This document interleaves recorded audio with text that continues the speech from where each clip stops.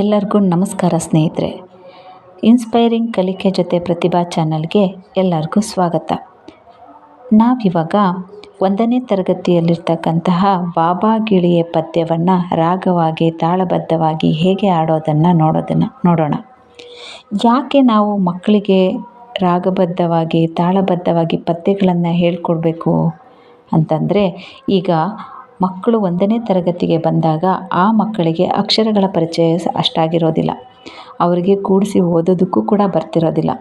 ಆದರೆ ನಾವು ಹೇಳೋದನ್ನು ಆಲಿಸ್ತಾ ಅಂದರೆ ಕೇಳ್ತಾ ಪಾಠವನ್ನು ಕಲಿಯೋದಕ್ಕೆ ಶುರು ಮಾಡ್ತಾರೆ, ಕಲಿಕೆಯನ್ನು ಪ್ರಾರಂಭ ಮಾಡ್ತಾರೆ. ನಾವು ಯಾವಾಗ ಅವರಿಗೆ ರಾಗಬದ್ಧವಾಗಿ ತಾಳಬದ್ಧವಾಗಿ ಲಯಬದ್ಧವಾಗಿ ಹಾಡುಗಳನ್ನು ಅಥವಾ ಪದ್ಯಗಳನ್ನು ಹೇಳ್ಕೊಡ್ತೀವೋ ಅವರ ಮನಸ್ಸಿನ ಸ್ಮೃತಿಪಟಲದಲ್ಲಿ ಶಾಶ್ವತವಾಗಿ ಉಳಿಯುತ್ತೆ. ಈಗ ನಾವಾದ್ರೂ ಚಿಕ್ಕ ವಯಸ್ಸಿನಲ್ಲಿ ಕಲಿತಿರ್ತಕ್ಕಂತಹ ನಮ್ಮ ಪ್ರೈಮರಿ ಪದ್ಯಗಳನ್ನು ನಾವು ಇವತ್ತಿಗೂ ನೆನಪಿಟ್ಕೊಂಡಿದ್ದೀವಿ ಅಂತಂದರೆ ನಮ್ಮ ಶಿಕ್ಷಕರು ನಮ್ಮ ಗುರುಗಳು ನಮಗೆ ರಾಗ ತಾಳ ಲಯಬದ್ಧವಾಗಿ ಹೇಳಿರೋದ್ರಿಂದ ಇವತ್ತಿಗೂ ನಾವು ಆ ಪದ್ಯಗಳನ್ನು ಹೇಳ್ತೀವಿ.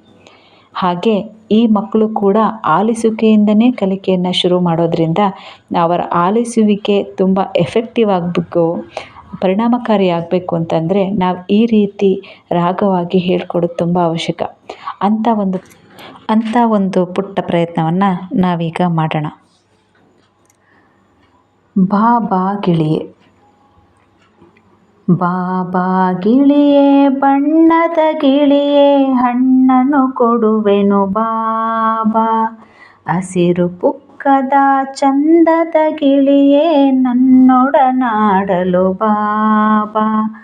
ಕೆಂಪು ಮೂಗಿನ ಮುದ್ದಿನ ಗಿಳಿಯೇ ಹಾಡನ್ನು ಕಲಿಸುವೆ ಬಾಬಾ. ಮರದಲ್ಲಿ ಕುಳಿತು ನೋಡುವೆ ಏಕೆ ಹಾರುತ್ತ ಹತ್ತಿರ ಬಾಬಾ.